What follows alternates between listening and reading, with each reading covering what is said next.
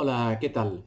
Voy a realizar una presentación que es, como veis en la pantalla, innovación docente en las titulaciones técnicas. Mi nombre es Víctor Yepes y soy catedrático de universidad en el área de Ingeniería de la Construcción de la Universidad Politécnica de Valencia. Lo primero que querría hacer es agradecer a la Universidad de Granada, en este caso, eh, poder participar en la conferencia inaugural del Congreso Indotech de esta edición del año 2023. Esta presentación está grabada y va a ser una presentación de tipo estático porque la presentación que voy a hacer en el Congreso va a ser interactiva, va a ser presencial y de alguna forma los participantes van a participar, valga la redundancia, conmigo para realizar la presentación. Pero como quería grabarla para, digamos, tenerla en el blog, pues os la paso a continuación. Bueno, mi nombre es Víctor Yepes y como veis aquí en la transparencia, pues soy doctor ingeniero de Caminos, Canales y Puertos, catedrático en el área de Ingeniería de la Construcción en la Universidad Politécnica de Valencia. Y lo que quiero hacer con esta presentación es lo siguiente. En primer lugar, justificar la necesidad de la innovación en las enseñanzas técnicas. En segundo lugar, ofrecer criterios para seleccionar una innovación docente y hablar de lo que, bueno, se viene a denominar como economía del conocimiento. Vamos a ver cómo se gestiona esta economía del conocimiento en el ámbito universitario.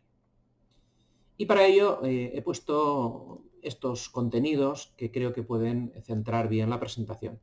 En primer lugar, nos preguntaremos quién es el cliente en la universidad, cuál es el objetivo de las titulaciones técnicas, qué significa ese cambio de paradigma en el proceso de aprendizaje, por qué es necesario innovar en el proceso de aprendizaje, qué cambios son necesarios en todos los agentes, cuáles serían las características de las técnicas de innovación docente que serían útiles.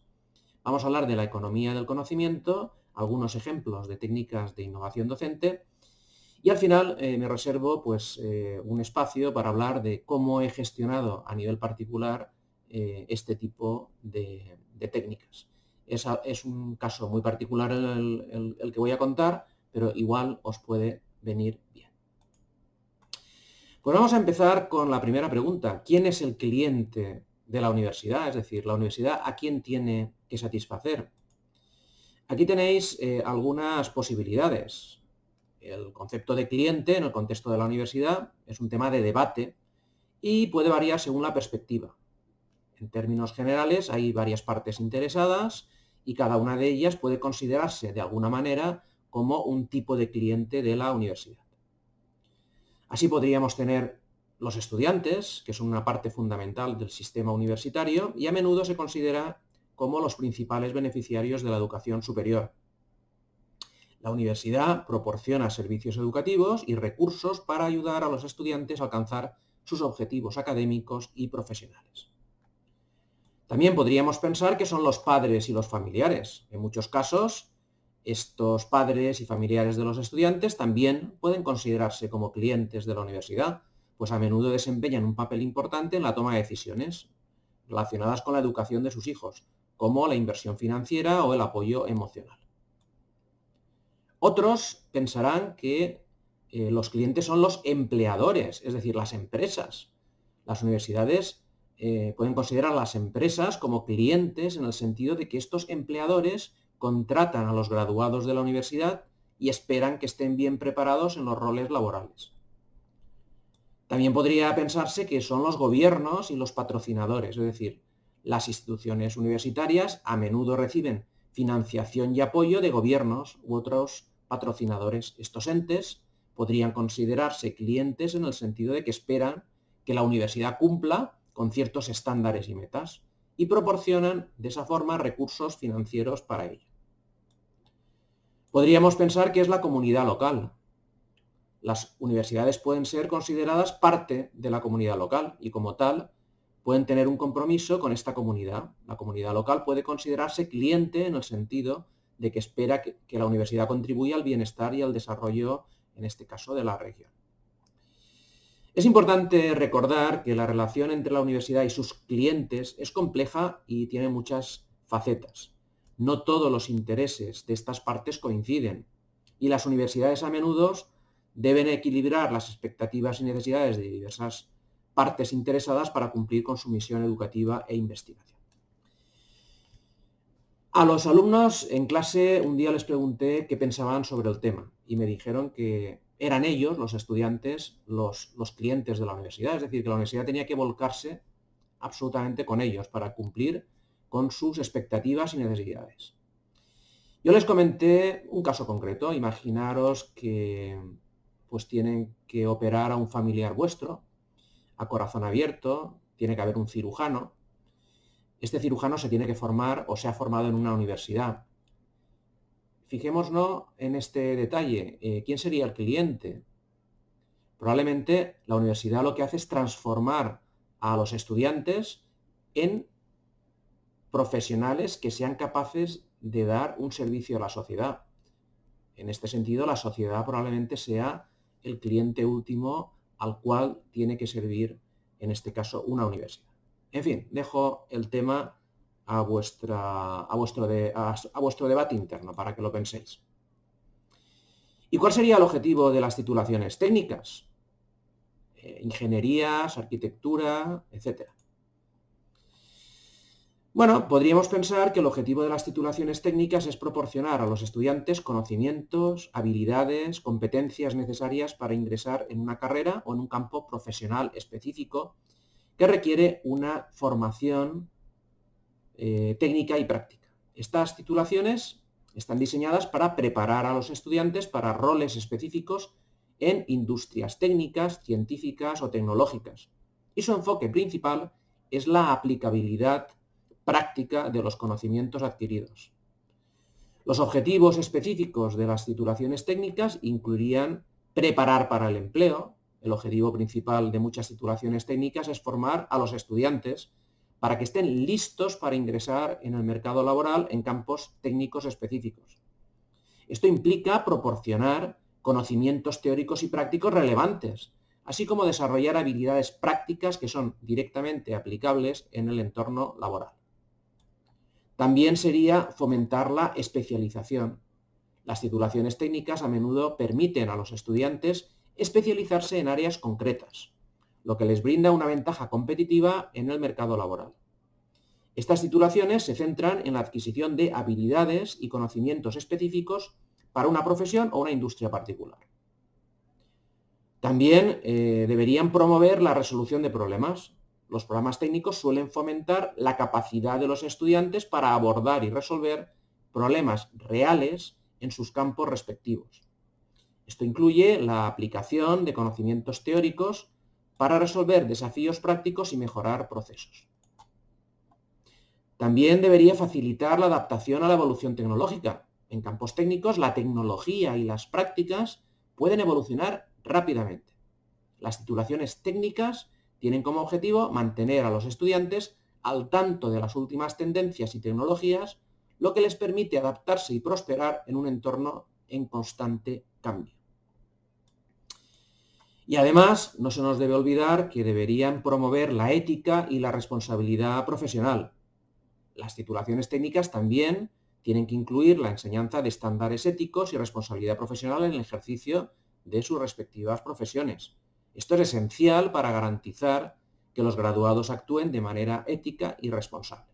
En resumen, el objetivo principal de las titulaciones técnicas es, por tanto, preparar a los estudiantes para carreras específicas en campos técnicos o científicos, proporcionándoles habilidades, conocimientos, competencias necesarias para tener éxito en sus respectivas profesiones.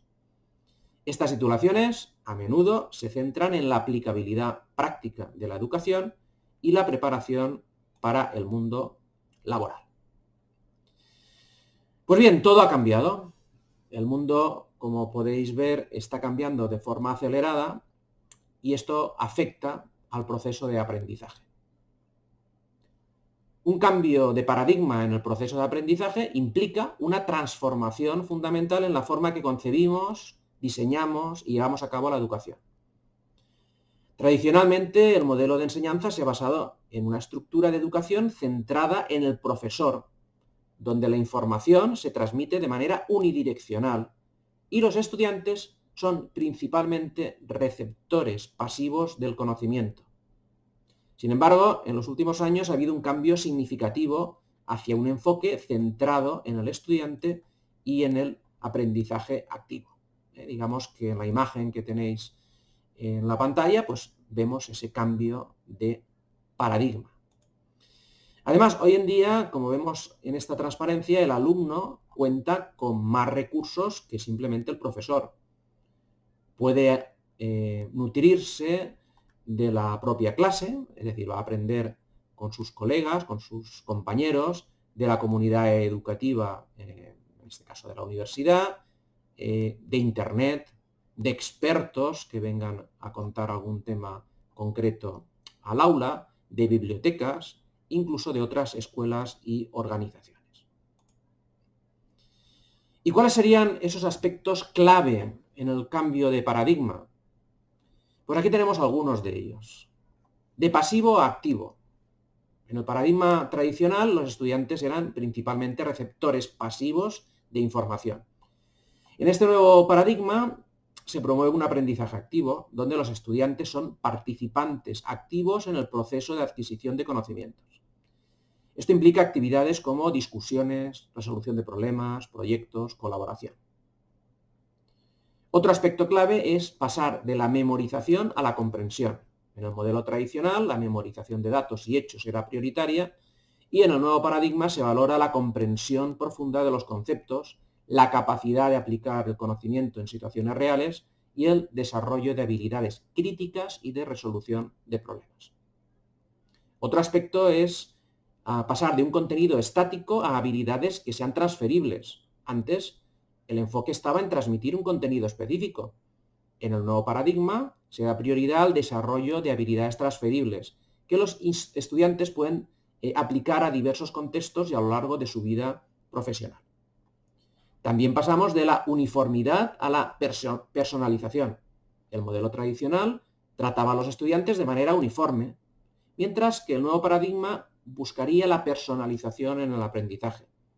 Se reconoce que los estudiantes tienen necesidades, intereses, estilos de aprendizaje diferentes y se adapta la enseñanza para satisfacer estas diferencias.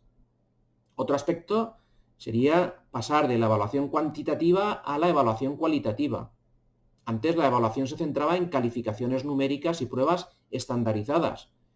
En el nuevo paradigma se valora la evaluación cualitativa, que se centra en la comprensión profunda, la aplicación del conocimiento y el desarrollo de habilidades, en lugar de simplemente memorizar datos. Otro aspecto importante es el uso de la tecnología. La tecnología desempeña un papel crucial en el nuevo paradigma de aprendizaje. Las herramientas digitales y las plataformas en línea permiten un acceso más amplio al conocimiento, la colaboración global y el aprendizaje a lo largo de la vida. Y un aspecto que no me gustaría dejar de pasar, porque es bastante clave, es el enfoque en la resolución de problemas del mundo real. El nuevo paradigma se enfoca en la aplicación del conocimiento en situaciones del mundo real.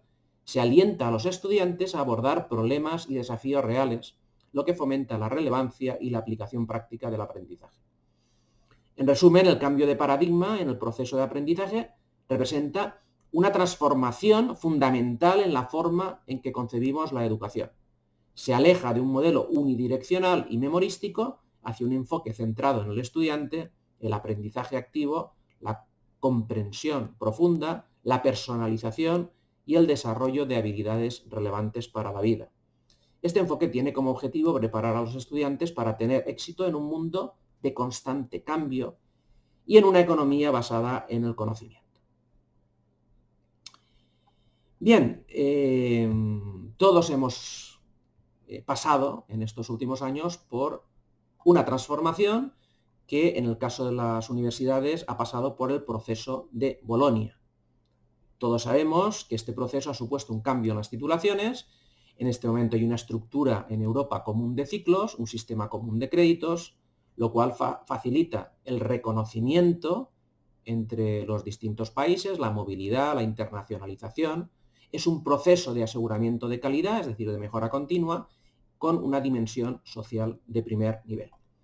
De todas formas, espero en la presentación, digamos, en directo, real, que podamos debatir sobre si esto al final ha supuesto realmente un cambio importante o ha supuesto una mayor burocratización y carga de trabajo, sobre todo para los profesores. Pero bueno, es un tema que voy a dejar para el debate.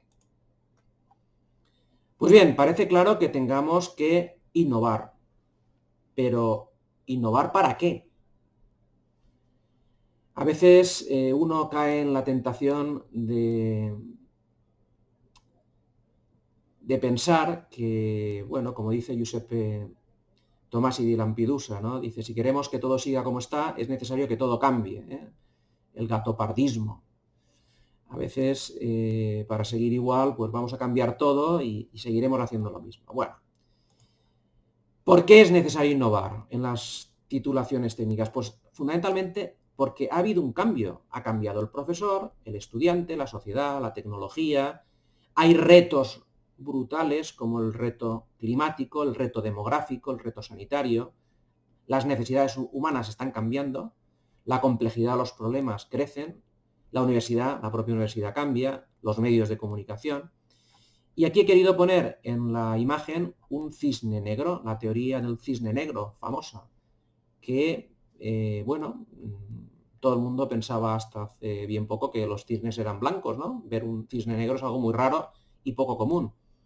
Pues bien, las crisis que estamos teniendo, últimas, crisis económica, crisis sanitaria como el COVID, guerras, etcétera, está haciendo que las decisiones se estén tomando no pensando en la situación normal, sino de vez en cuando en situaciones que son absolutamente inesperadas. Esa es la teoría del cisne negro. Si alguno de vosotros está interesado, buscando en internet, seguro que vais a aprender mucho de esta teoría. Pues bien, vamos a tener que innovar. Innovar significa mudar o alterar algo, hay que introducir novedades. Aquí tenemos la universidad, el proceso de aprendizaje, entra un alumno y hay que transformarlo en un egresado con una serie de competencias y características diferentes a cuando entró. Sobre todo que sirvan para, digamos, que la sociedad se vea beneficiada. Todo esto, como hemos visto, es un proceso y los procesos tienen entradas y salidas y aquí interviene mucha gente. Esto es un proceso cualquiera, donde las entradas son múltiples, las salidas también, hay indicadores, instrucciones, operaciones, documentos, propietarios del proceso, colaboradores. Y todo esto para que funcione, al final, si se tiene que documentar, como obliga de alguna forma el proceso de Bolonia, al final pues supone una carga burocrática importante, que si está bien entendida permite una mejora continua del proceso, pero mal entendida es una carga adicional para el sistema. ¿Qué cambios serían necesarios en los agentes? Bueno, podríamos hablar en primer lugar del profesorado. Las técnicas de innovación educativa, las enseñanzas universitarias, pues implica que los profesores se adapten y cambien su enfoque pedagógico para crear una experiencia de aprendizaje más efectiva y significativa. Aquí hay algunas formas en que los profesores pueden cambiar. Pueden adoptar el enfoque centrado en el estudiante, de pasar a un enfoque centrado en el profesor a uno centrado en el estudiante, implica considerar las necesidades, estilos de aprendizaje y niveles de habilidad de los estudiantes y diseñar experiencias de aprendizaje que los involucren de una forma activa. También tiene que cambiar en el sentido de aumentar la flexibilidad en la enseñanza. Deben estar dispuestos los profesores a ser flexibles en este enfoque. Esto incluye la disposición para adaptar sus métodos en función de las necesidades cambiantes de los estudiantes y los avances tecnológicos. Debe integrar la tecnología, debe familiarizarse y estar dispuesto a utilizar herramientas y recursos tecnológicos en el aula como plataformas de aprendizaje en línea, simulaciones, software de ingeniería, etc. Esto, que requiere tiempo, por supuesto, puede mejorar la eficacia y la accesibilidad del aprendizaje. Además, debería de estar diseñando las titulaciones o los cursos, cuando participe en ello, basándose en competencias. Los profesores deben cambiar de un enfoque basado en la transmisión de contenidos a un enfoque basado en el desarrollo de competencias. deben definir claramente los resultados de aprendizaje, diseñar actividades que ayuden a los estudiantes a alcanzar estas competencias, debe proponer y propulsar un aprendizaje activo en las clases, como resolución de problemas, proyectos, debates, estudios de casos, laboratorios, trabajo en equipo. Esto promueve la participación activa de los estudiantes. Debe realizar evaluaciones formativas para medir el progreso de los estudiantes a lo largo del curso, y esto implica una cosa muy importante, que es la retroalimentación continua, dando oportunidades al estudiante para mejorar. Debe favorecer la colaboración y aprendizaje entre pares, es decir, fomentar la colaboración entre estudiantes y promover este tipo de aprendizaje.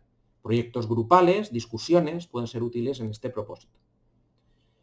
Sería interesante en el profesorado la mentoría y la orientación, es decir, el profesor debería estar dispuesto a asumir un papel de mentor y guía en la educación de los estudiantes, brindando apoyo académico y profesional.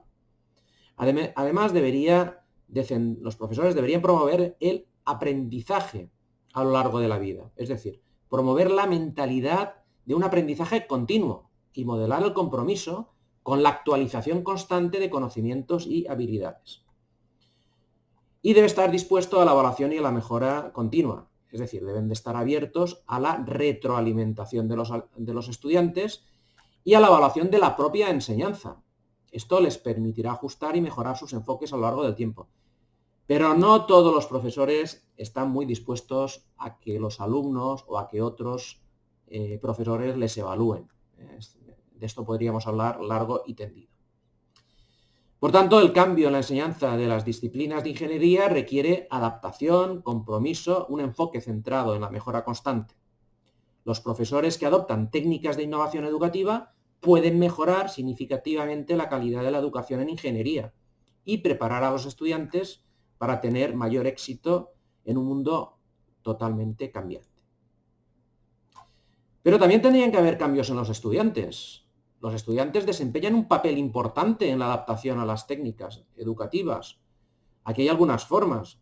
Tener una mentalidad abierta y disposición para el cambio. Deben estar dispuestos a aceptar nuevos enfoques de enseñanza y métodos de aprendizaje. Esto incluye estar dispuestos a probar técnicas diferentes a las que están acostumbrados. Tener responsabilidad en su propio aprendizaje. Estas técnicas de innovación al final hace que existe una responsabilidad alta en el estudiante. Deben ser proactivos en la búsqueda de recursos, participación activa en el aula, gestión de su tiempo y de sus tareas. Además, el estudiante debe cambiar, debe de tener habilidad para aprender de forma autónoma. Esta capacidad es esencial. Los estudiantes deben saber cómo investigar, cómo acceder a los recursos, cómo resolver problemas y aprender de forma independiente. Además, deben de participar de forma activa en el aula, a través de debates, proyectos, actividades colaborativas. La pasividad ya no es suficiente en un entorno de aprendizaje centrado en el estudiante. Además, debe ser flexible y se debe de poder adaptar a los cambios en el enfoque de la enseñanza. Deben de abordar desafíos en el aprendizaje, ser abiertos y tener nuevas perspectivas y enfoque. Además, deben adquirir habilidades de resolución de problemas. Estas nuevas técnicas deben desarrollar este tipo de habilidades para aplicar los conocimientos en situaciones concretas. Deben aprovechar los recursos digitales, plataformas de aprendizaje en línea, simulaciones, bibliotecas digitales, recursos multimedia. Deben de tener una mentalidad de aprendizaje continuo, es decir, deben de estar dispuestos a seguir aprendiendo toda la vida profesional. La tecnología y la innovación evolucionan constantemente y los ingenieros, las titulaciones técnicas, deben mantenerse actualizadas. Además, deben mejorar su comunicación efectiva y colaboración. Los estudiantes deben desarrollar habilidades para trabajar en equipo, comunicarse de forma efectiva y resolver conflictos de manera constructiva. Esto va a ocurrir después en las empresas. Y además deben de tener la capacidad de autoevaluación y retroalimentación. Deben de ser críticos con su propio desempeño y estar dispuestos a hacer ajustes según sea necesario. Pero también debería cambiar la universidad. Las instituciones deben cambiar, por ejemplo, con una revisión y actualización de los planes de estudio.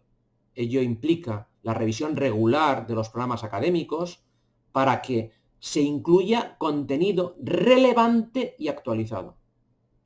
Debe integrar la tecnología, es decir, debemos de tener, en este caso las universidades, recursos para proporcionar acceso a herramientas digitales y recursos en línea, plataformas de aprendizaje, laboratorios virtuales, software, etc. Además, debe comprometerse en la formación y desarrollo profesional del personal, tanto el docente como el administrativo, en estas técnicas. Esto le permite al personal diseñar y ofrecer experiencias de aprendizaje efectivas. Fomentar la investigación en educación. Es decir, las universidades deben identificar y compartir las mejores prácticas, lo que estamos haciendo en este congreso. Esto implica apoyar a los profesores y a los departamentos en realizar investigaciones educativas. Debe apoyar la universidad la innovación. Deben crear un entorno donde, a través de fondos para proyectos piloto, espacios de colaboración, reconocimiento a la excelencia en la innovación educativa, todo esto lo tiene que hacer la universidad. Además, debe ser flexible en las modalidades de enseñanza, incluir clases presenciales, en línea, híbridas. Esto permite a los estudiantes elegir la mejor modalidad que se adapte a sus necesidades. Además, la universidad debe evaluar y mejorar de forma continua. Deben de estar dentro de un proceso constante de mejora, tanto de los programas como los métodos de enseñanza. Debe comprometerse en la mentoría y el apoyo a los estudiantes, ofrecer programas de apoyo académico para que los estudiantes puedan desenvolverse bien en este proceso de aprendizaje y enfrentar los desafíos académicos. Debe colaborar con la industria. Las universidades deben establecer colaboraciones con empresas e instituciones relacionadas con la ingeniería para garantizar que la educación sea relevante, que los estudiantes tengan oportunidades de experiencia práctica. No podemos estar explicando lo de hace 10, 20, 30, 50 años. No puede ser. Hay que explicar lo que los estudiantes vayan a necesitar dentro de los próximos 10 años o 20 años, no ahora, o lo de hace 20 años. Y por último, debe favorecer la comunicación efectiva y la transparencia. Deben comunicar las universidades claramente sus enfoques educativos y sus procesos de toma de decisión.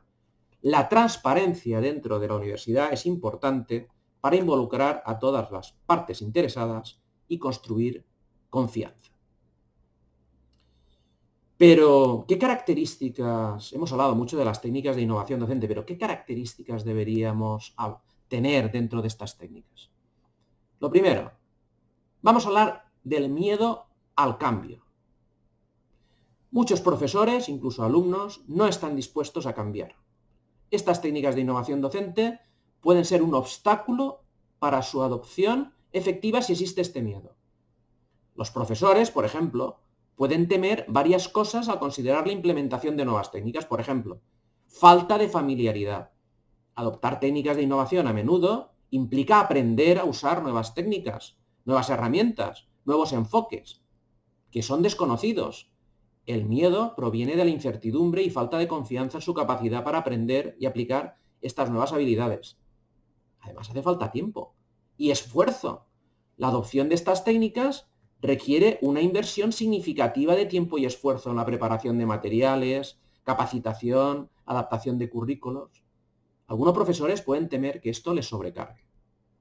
Además está la resistencia de los estudiantes. Los profesores pueden tener miedo a que los estudiantes se muestren reacios o insatisfechos con las nuevas técnicas, lo que podría afectar negativamente a la dinámica en el aula. También pueden tener miedo los profesores al fracaso o falta de éxito. El miedo al fracaso es común cuando se adoptan nuevas técnicas. Ya no hay garantía de que funcionarán de manera efectiva desde el principio. El temor al fracaso puede llevar a esa resistencia al cambio. O la pérdida de control. Algunos profesores pueden sentir que las nuevas técnicas los expondrán a un nivel de incertidumbre y variabilidad que no están dispuestos a aceptar. Pueden sentir que perderán el control sobre la enseñanza y el aprendizaje. No es la primera vez que un profesor no quiere grabar sus clases o no quiere estar en Internet por miedo a la crítica de otros profesionales, otros profesores o otros alumnos. Es un miedo que realmente paraliza esta innovación. O miedo al cambio de roles. La adopción de técnicas innovadoras puede requerir que los profesores asuman roles diferentes, más orientados a la facilitación y la guía, más que en lugar de la instrucción directa. Esto puede ser aterrador para algunos profesores que están acostumbrados a un enfoque más tradicional. Para superar este miedo al cambio, sería importante proporcionar apoyo y capacitación adecuados para que los profesores adquieran habilidades, comunicar los beneficios y las ventajas de las nuevas técnicas y cómo pueden mejorar la experiencia de aprendizaje, fomentar un ambiente de apoyo y colaboración entre los colegas para que puedan compartir experiencias y aprender juntos, permitir una transición gradual hacia las nuevas técnicas en lugar de un cambio abrupto, reconocer y validar las preocupaciones de los profesores, brindando espacios para discutirlas y abordarlas. Este foro, por ejemplo, es el ejemplo. El miedo al cambio es natural, pero con el apoyo adecuado y la comprensión de las ventajas de las técnicas de innovación, los profesores pueden superar estas preocupaciones y mejorar su práctica docente. También es importante señalar que el uso de la tecnología y las técnicas de innovación de la enseñanza no es intrínsecamente negativo, pueden mejorar significativamente la experiencia de aprendizaje de los estudiantes. Sin embargo, aquí hay un tema que me gustaría hablar. Las nuevas tecnologías no pueden ser un escudo, una coraza, sobre todo de profesores muy jóvenes que están en proceso de promoción y que no tienen un dominio profundo de su asignatura. Es decir, a veces ponemos una pantalla, una especie de barrera, que es la propia tecnología, para evitar que el profesor esté, digamos, demostrando que exactamente no conoce en profundidad dicha asignatura. Bien, esta forma de utilizar la tecnología para enmascarar falta, digamos, de dominio de lo que realmente es importante, que son los conocimientos, pues también es una parte que deberíamos abordar, pensar y discutir. En fin, la combinación de el sólido conocimiento de la materia y la capacidad de integrar de forma efectiva la tecnología y las técnicas innovadoras puede conducir a una experiencia más enriquecedora, una experiencia de aprendizaje para los estudiantes. Para superar este problema, ¿qué deberíamos hacer? Buscar el desarrollo profesional para mejorar la comprensión de la asignatura que enseñan los profesores, especialmente los jóvenes, recibir capacitación en el uso efectivo de la tecnología y las técnicas de innovación, esto sería aplicable a todos los profesores, colaborar con colegas, buscar orientación de expertos en el campo, reflexionar críticamente cómo la tecnología y la innovación pueden apoyar la enseñanza de la asignatura en lugar de sustituirla. Bien, otro tema importante con las técnicas de innovación. Vamos a ver, las nuevas tecnologías no es sinónimo de innovación docente. La docencia siempre se ha basado en la comunicación. Pero para que una comunicación sea efectiva tiene que ser bidireccional. Tiene que haber un emisor que emita un mensaje claro y transparente, un receptor, y que este receptor pueda, a su vez, comunicarse con el emisor para pedir aclaraciones, discutir ideas, etc.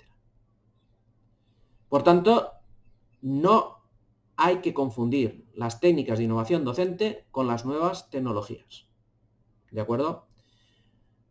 Esta comunicación bidireccional es un componente esencial en la implementación exitosa de las técnicas de innovación docente. Facilita la adaptación, la retroalimentación, la personalización del proceso de enseñanza y todo esto mejora la efectividad. Pero insisto, no es sinónimo.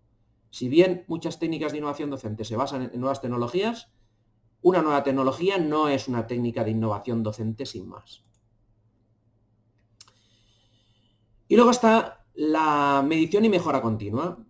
Estamos en un congreso donde vamos a hablar de mejoras, donde vamos a hablar de técnicas docentes, pero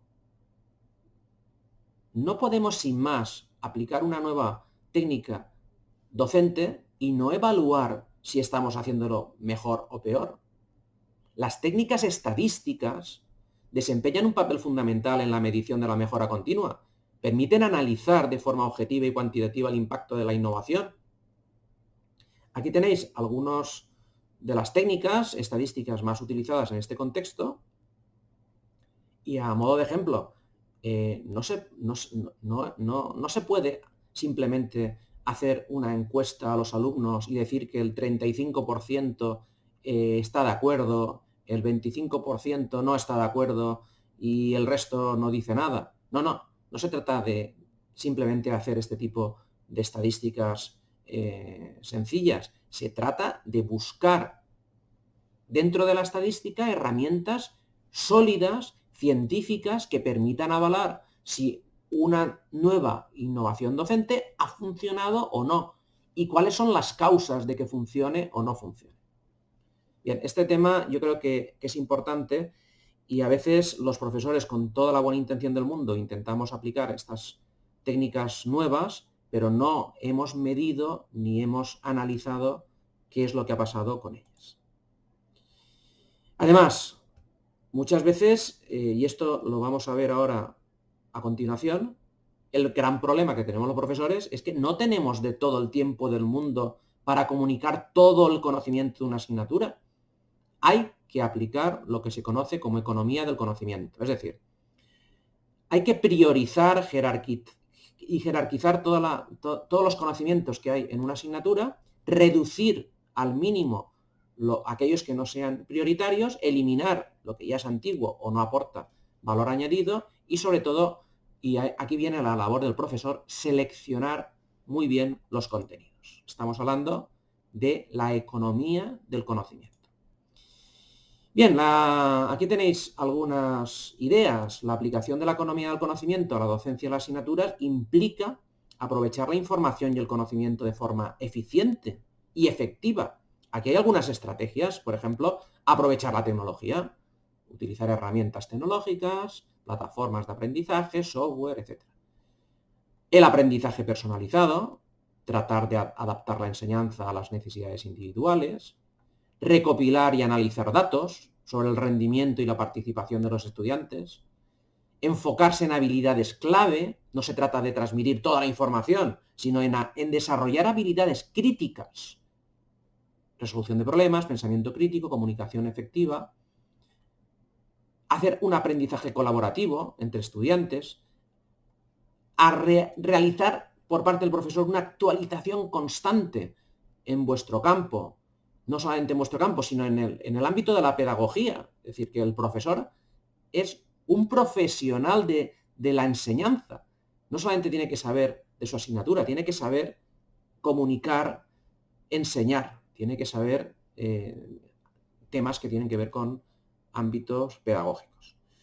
Además, es importante el aprendizaje a lo largo de la vida, aprendizaje basado en proyectos, integrar la gamificación dentro de la enseñanza. Esto puede motivar mucho a los estudiantes, pero ojo, gamificar no significa hacer juegos para que los estudiantes luego te pongan una buena calificación porque el profesor es que está muy enrollado con nosotros. No. Gamificación significa integrar en la enseñanza elementos de aprendizaje para que éste sea atractivo y divertido. Hay que fomentar la curiosidad del alumno, promocionar una mentalidad emprendedora, etc. En resumen, aplicar la economía del conocimiento a la docencia implica un cambio de enfoque pedagógico hacia la personalización, la tecnología, la promoción del pensamiento crítico y las habilidades del siglo XXI. El objetivo es preparar a los estudiantes para tener éxito en un entorno de constante cambio y en una sociedad basada en el conocimiento. De una forma rápida os voy a poner algunos ejemplos. A lo largo de este congreso tenéis muchísimos más. Algunos que he utilizado yo, pues el mapa mental, por ejemplo, en clase, que no hay que confundir con el mapa conceptual. Por ejemplo, este es un mapa conceptual que elaboré para hablar de los resultados de aprendizaje.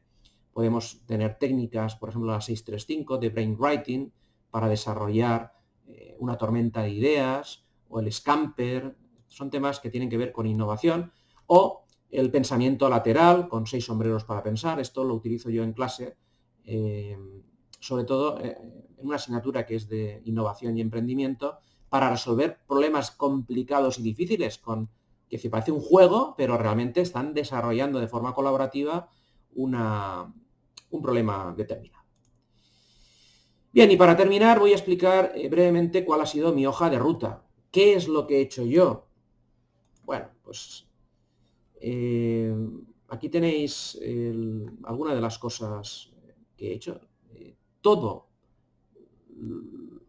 cambió ahora como 11, 12 años cuando asistí a una clase como profesor, no, como alumno, donde enseñaron a explicar o explicaron qué era un blog y cómo se podía utilizar en la docencia. Pues fue en ese momento cuando empecé a crear lo que llamé en ese momento, y lo mantengo así, como el blog de Víctor Yepes. ¿Cuál fue mi problema? Vamos a ver, yo soy profesor de procedimientos de construcción en ingeniería. Es decir, tengo que explicar cómo se hacen las obras, la maquinaria, los procedimientos constructivos. Eso es muy difícil porque lo pueden hacer a través de vídeos, de fotografías, tienes apuntes, tienes transparencias. Pero al final mi ordenador era algo que estaba creciendo en cuanto a información y cada vez era más difícil gestionar. Entonces, todo el conocimiento que estaba desperdigado en las clases, mi práctica profesional, antes de ser profesor universitario, he estado 20 años de práctica profesional en empresas constructoras y también en la administración pública, en temas de investigación o las dudas que a veces me plantean por las redes sociales, pues lo plasmo todos los días, intento escribir en el blog. Claro, después de más de 10, 11, casi 12 años escribiendo en el blog, pues me he dado cuenta que tengo numerosas entradas, no sé si más de 1500 seguro. Claro, ¿esto qué es lo que me ha llevado? Pues si recopilo esta información, donde aparecen vídeos, fotografías, etcétera, y además se guarda de una forma, digamos, ordenada, y mis alumnos lo pueden ver, si lo dejo en abierto, lo va a ver pues, más gente, todo el mundo. Y esto, al final, si lo organizo, lo puedo llevar a redes sociales, es decir, que está automatizado todo lo que escribo en el blog, va a Twitter, a Facebook, a LinkedIn, a YouTube, etcétera. Si lo organizo, lo puedo meter en un libro, puedo hacer cursos, por ejemplo, MOOCs de estos abiertos, o incluso puedo llegar a comentar cosas en artículos científicos. Vamos a explicarlo con un ejemplo. Por ejemplo, esta es la imagen del blog y, pues, no sé, un día hablé sobre el problema del agua en las excavaciones. Aquí hay una fotografía y si fuéramos más abajo, veríamos un vídeo, una explicación, etc. Bien. ¿Qué ha ocurrido? Pues aquí tenéis en qué se ha transformado este repositorio que tenía yo como blog. Al día hay casi 3000 personas que me ven. En un mes, más de 100.000. ¿Y dónde me ven? Pues donde, como lo he hecho en español, pues donde más habitantes hay, fundamentalmente en México, en España, en Perú, Colombia, Argentina. Fijaros, en este momento tengo más de 1800 artículos escritos. Son muchos, ¿eh? He hablado fundamentalmente de construcción. Y bueno, pues a veces tengo que pedir más espacio en el servidor porque me quedo sin espacio de tantas cosas que meto ahí. ¿Cuándo empecé? Fijaros, aquí está, el 5 de marzo del 2012. Aquí puse mi primera entrada, bienvenidos a mi blog, empiezo mi andadura.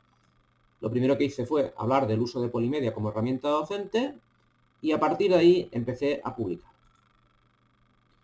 El contenido, por ejemplo, del artículo que he escrito antes sobre el problema del agua, directamente va a Twitter. Por ejemplo, aquí tenéis una imagen, aquí está el enlace del blog y aquí puedo ver las estadísticas. Por ejemplo, esto ha tenido 7 retweets y 32 me gusta, ¿no? Esto se puso el 28 de abril del 2002. También puede estar, por ejemplo, en LinkedIn, que es una red, digamos, más profesional. Entonces, bueno, de vez en cuando pues viene una persona y dice, oye, que me gusta mucho o tal, o me hace preguntas, ¿no? Y me hace un enlace al blog. Pues este sería el caso de LinkedIn. O a veces, pues, como es este el caso, pues aparece también en Facebook. Pues aquí tenéis una entrada de Facebook. Otras veces, ¿qué es lo que pasa con esto de estar tanto en redes sociales? Pues que al final, pues, por ejemplo, me llaman de algunas universidades y me dicen, oye, que queremos hacerte una entrevista, me gustaría hablar contigo sobre un tema, y bueno, y aparece un podcast. Por ejemplo, en este caso, el episodio 3 del viernes 8 de octubre, en Spotify, pues hablé de las redes sociales, un medio nuevo para impulsar la enseñanza, en este caso en geotecnia. O a veces el profesor, en mi caso, estoy hablando en medios de prensa, por ejemplo, en The Conversation, que sabéis que es un medio de prensa donde fundamentalmente escriben profesores universitarios, pues hablé sobre las lecciones aprendidas del rescate del niño este que tuvo la desgracia de caer en un pozo, ¿no? O en otros periódicos, a veces, esto es del año 2019, antes de toda la crisis que ha habido con Rusia, pues la ingeniería rusa bajo el mar. Cómo se construye la tubería que llegará gas a tu casa. Bueno, esto lo ha puesto realmente el periodista. Si vemos aquí, pues bueno, pues me preguntan y bueno, pues yo les contesto pues desde el punto de vista de la ingeniería. Y a veces, como va a ser el caso de este vídeo, lo subo a YouTube. Y aquí lo que hace la gente, pues bueno, pues ve los vídeos que voy haciendo. Algunos son, por ejemplo, algunos congresos, otros son presentaciones que hago pues de clase. Por ejemplo, en la pandemia tuve que grabar muchas clases. Y bueno, pues aquí lo voy colgando. Y luego la propia universidad nos permite hacer esto con mucha calidad. Aquí tenéis una imagen de un estudio de televisión donde nos graban con altísima calidad pues una presentación. En este caso, el problema del agua en las excavaciones. Esta presentación después la puedo subir al blog y los alumnos pueden consultar lo que cuento aquí en este tema, que a lo mejor son 10 minutos, bueno, pues lo pueden consultar las veces que quieran. Y otras veces con este material lo que hago es organizarlo. Y por ejemplo, aquí tenéis cursos MOOC, son de estos cursos masivos, en línea, además gratuitos. Nosotros, la Universidad Politécnica de Valencia, está colaborando con otras universidades, por ejemplo, en la plataforma EDX, aquí está el MIT, Harvard, el Tecnológico de Monterrey, IBM, etc. Por ejemplo, en esto tengo alguna MOOC por si a alguno le interesa, es gratuito. Este, por ejemplo, es de introducción a los procedimientos de construcción para mejora de terrenos en obra civil y edificación. Este es un curso, en este caso es transferencia tecnológica. Este ya se hace a través de empresas, donde hablo, por ejemplo, de procedimientos de construcción de cimentaciones, ¿no? O este que tiene que ver con la contención del agua subterránea en obras de ingeniería civil y edificación, o este de compactación superficial y profunda. Y con ese material, luego, al final, acaba en un libro. Por ejemplo, aquí tenéis 2 libros, que son manuales. Aquí en la Politécnica de Valencia, el top, el nivel más alto de publicación, es lo que se llama manual de referencia, que son libros muy cuidados, a todo color, y que están revisados por pares. Y por último, fruto de todos los procesos, digamos, de investigación, aquí me gustaría ser claro, el 85% de todo mi tiempo como profesor universitario lo dedico a investigación. A pesar de que parece que estoy todo el día en redes sociales, es mentira. Lo que hago es fundamentalmente dedicarme a mi grupo de investigación. Bueno, pues en este caso estábamos hablando de técnicas de mejora de suelo, pues bueno, pues aparece aquí un artículo que si está en abierto, pues lo que hago es colgarlo en el blog para que la gente haga un resumen en español, destaco las ideas principales, es decir, hago de periodista de un artículo nuestro, de forma que la gente tenga un acceso sencillo a, digamos, la punta de lanza de la investigación en ingeniería. Y bueno, esto lo hice el otro día, esto es una imagen de Twitter, o bueno, ahora se llama X. Tengo en Twitter 32.000 seguidores. Por ejemplo, esta es una imagen también que es de LinkedIn. Ahí tengo unos 18.000 seguidores, más o menos. Y bueno, y esto es todo lo que os quería contar. Esta presentación ha sido estática porque la he grabado y la tengo que hacer dinámica. Cuando la presente en Granada, en la Escuela de Caminos de Granada, voy a utilizar alguna nueva tecnología que va a hacer que los oyentes, el auditorio, participe conmigo en la elaboración de la propia conferencia. Claro, hasta que no participen ellos, pues no voy a saber los resultados. Muchas de las cosas que he preguntado, cómo tiene que cambiar el profesor, el alumno, la universidad, pues vamos a hacer un proceso de diálogo con las nuevas tecnologías para, digamos, agilizar esta presentación. La herramienta que voy a utilizar se llama Booklab y, bueno, pues es parecida a Mentimeter o alguna similar, que lo que facilita es digamos, la interacción entre el profesor y el alumno. Muchas gracias por vuestra atención y nada más. Aquí me tenéis para lo que me necesitéis. Un saludo y hasta la próxima.